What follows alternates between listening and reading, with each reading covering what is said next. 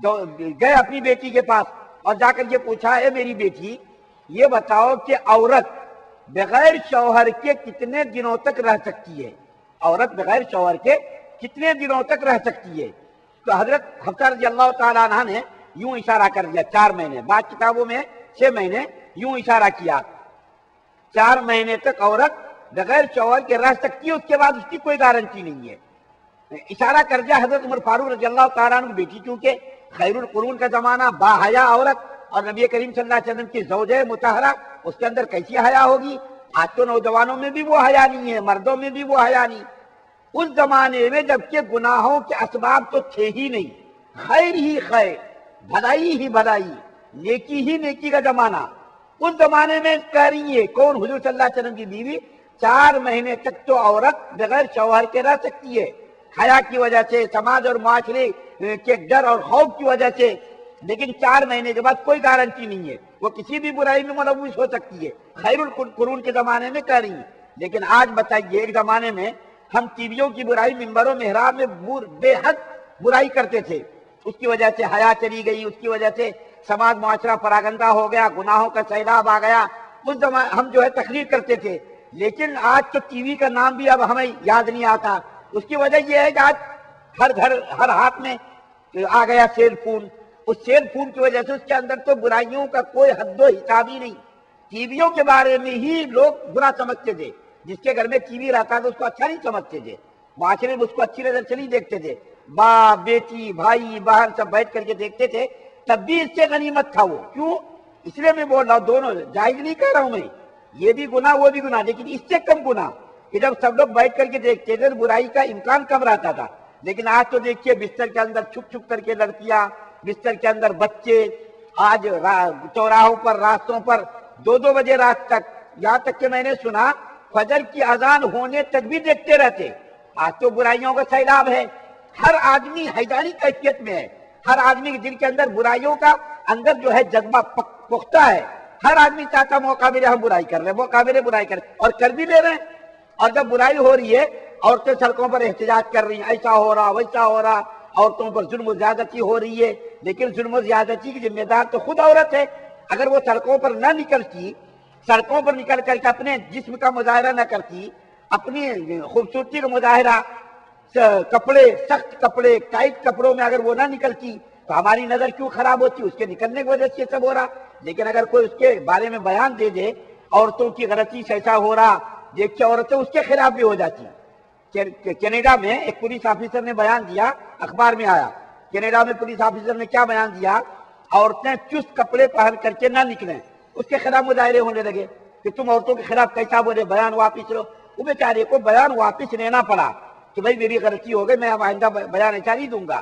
ان کی غلطیوں کی وجہ سے سماج معاشرے کے اندر گناہوں کا سیلاب آیا ہوا ہے، چست کپڑا ہے، نمائش ہے، حسن و جمال کی نمائش ہے، ٹی وی الگ، سیل فون الگ، فلموں کے اندر گندگیاں الگ، پتہ نہیں کیا کیا چیزیں ہیں۔ میں کیا بتاؤں آپ کو، جب گندگیاں ہوں گی، مجھ کو ایک واقعہ یاد آ گیا آپ لوگوں کی برکت سے۔ حضرت مولانا حسین احمد مدنی رحمۃ اللہ علیہ ایک مرتبہ ریل میں بیٹھے سفر کر رہے تھے، ایک انگریز اور ایک انگریزنی اس کی میم دونوں بیٹھے ہوئے تھے۔ تو انگریزوں کو چھیڑنے کا عادت، اس کی حکومت کا زمانہ تھا، وہ حضرت بندری کو انہوں نے چھیڑا کم وقت نے، اور چھیڑ کر کے کہا دیکھو میری میم بازو میں بیٹھی ہوئی ہے اور جو ہے ہم عائش کر رہے ہیں، گھوم رہے ہیں، تم بھی اپنی میم کو باہر نکالو، یہ کیا تم نے گھر کے اندر رکھا ہوا ہے؟ تو حضرت مدنی رحمۃ اللہ علیہ کو جواب نہیں دیا۔ ایک واقعہ بیان کرنا ہے ابھی، لیکن یہ بیچ میں یاد آ گیا۔ تو حضرت مدنی رحمۃ اللہ علیہ کو زبان سے جواب نہیں دیا۔ لیمبو تھا ان کے پاس، لیمبو کو کاٹ کر کے اس کا شربت بنایا۔ شربت جب بنایا تو انگریز کہتا ہے کہ صاحب مجھ کو بھی ذرا ایک گلاس شربت پلائیے گا، کیونکہ کھٹے کو دیکھ کر کے ہر ایک کے منہ میں پانی آتا، املی کو دیکھ کے، لیمبو کو دیکھ کر کے کوئی کتنا بڑا بھی آدمی اس کے منہ میں پانی آتا، تو اس انگریز کے منہ میں پانی آیا۔ تو حضرت مدنی رحمۃ اللہ علیہ نے فرمایا اس کھٹے کو دیکھ کر کے تمہارے منہ میں پانی آیا، اس میم کو دیکھ کر کے کسی کے منہ میں پانی نہیں آئے گا کیا؟ یہ میم جو تمہاری بازو میں بیٹھی ہوئی حسین جمیل، اس کو دیکھ کر کے برائی کا خیال نہیں آئے گا کیا؟ اس کے دماغ میں بات آ گئی۔ یہ تو بات میں نے ضمناً کہی تھی، لیکن جو واقعہ بیان کرنا ہے وہ میں ابھی مخزن اخلاق کی کتاب ہے، اس کے اندر نیک پارسا عورت کا واقعہ لکھا۔ کیا لکھا؟ نوجوانی میں وہ عورت بیوہ ہو گئی، بیوہ ہو گئی تو اس نے دوسرا نکاح نہیں کیا، دوسری شادی نہیں کی، سماج معاشرے کے ڈر سے کیا ضرورت ہے. اس نے تنہائی میں زندگی گزاری, نماز کی پابند, روزے کی پابند, عبادات اور تہجد کی پابند. جب وہ آخری عمر کو پہنچی, بڑھاپے کی عمر کو پہنچی اور مرنے لگی, تو اس کی بہت ساری سہیلیاں, اڑوس پڑوس کی عورتیں, بہت ساری سہیلیاں عورتیں مبارکبادی دینے آئیں اور کیا کہا, ارے آپ نے کتنی بہترین زندگی گزاری, پارسائی کی زندگی, نیکی کی زندگی, آپ نے کسی قسم کی کوئی برائی نہیں کی, اور جو ہے آپ بغیر شوہر کے بیوہ رہ گئی, آپ نے نکاح نہیں کیا, اور پارسائی زندگی گزارتے رہے. سب مبارکبادی دینے لگی.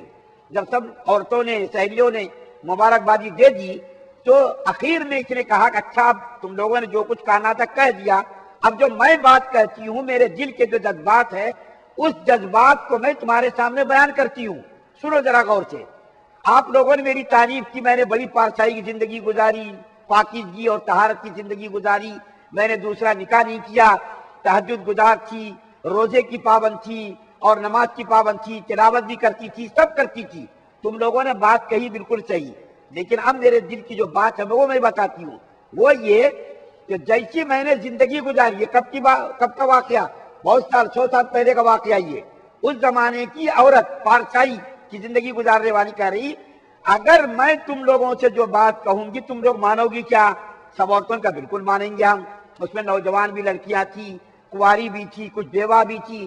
ان سے کہا دیکھو, جب میرا شوہر مر گیا اور میں جوانی میں بیوہ ہو گئی, تو اس بیوگی کی زندگی میں میں رات کو کبھی تہجد کے لیے اٹھتی تھی, نماز کے لیے اٹھتی تھی, تلاوت کے لیے اٹھتی تھی, اور باہر کسی چوکیدار کی آواز آتی تھی. پہلے زمانے میں چوکیدار چوکیداری کرتے تھے, لاٹھی مار مار کر کے جگاتے رہتے تھے, ہوشیار, خبردار, چوروں سے ہوشیار, اس طریقے سے چوکیداری ہوتی تھی. تو اس عورت نے کہا, اتنی پارسائی کے باوجود, طہارت کے باوجود, نیک زندگی گزارنے کے باوجود, میں تم لوگوں سے کہتی ہوں کہ اگر تم لوگ کنواری ہو تو جلدی نکاح کر لو, کوئی اگر بیوہ ہو تو تم بھی دوبارہ نکاح کر لو. اس لیے میں کہہ رہی ہوں کہ میں جب رات کو اٹھتی تھی نماز کے لیے, تلاوت کے لیے, اور کوئی چوکیدار جب لاٹھی مارتا تھا, آواز نکالتا تھا, میرے دل کے اندر ایک ہلچل مچتی تھی, دل کی دنیا ایک عجیب و غریب بدل جاتی تھی, اور میرے دل کے اندر آتا تھا کہ میں چوکیدار کے پاس چلی جاؤں اور اپنی خواہشات کی تکمیل کروں. لیکن میں خدا کے ڈر سے بعد میں سماج اور معاشرے کی ڈر کی وجہ سے میں اس کے پاس نہیں جاتی تھی. دل کے جذبات اور دل کے اندر ہلچل مچنے کے باوجود میں ان کے پاس نہیں جاتی تھی, کیونکہ سماج کیا کہے گا, معاشرہ کیا کہے گا, کوئی بدنامی ہو گئی تو کون کیا کہے گا, یہ سوچ کر کے میں اس کے پاس نہیں جاتی تھی. ورنہ میں بے چینی کی زندگی رات بھر جاگ کر کے گزارتی تھی.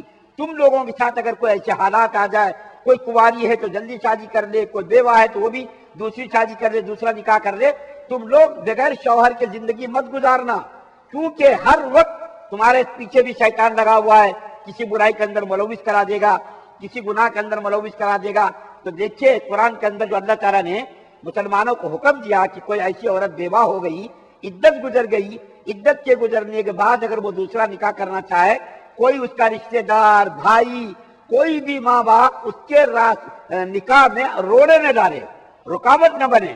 جیسے ہی وہ بیوہ ہو جائے, عدت گزر جائے, اس کی نکاح کی فکر کرے, اس کے بچوں کی پرورش کی ذمہ داری لے لے. بات شروع میں تو کہتی اور ارے میں نکاح نہیں کرتی, میرے ضرورت نہیں, وہ صرف ایک دل کی بات ہے. لیکن بعد میں انسان کا نفس کب کیا کرتا, کب اس کو بہکاتا, کب اس کو جو ہے گناہوں کی طرف مائل کرتا.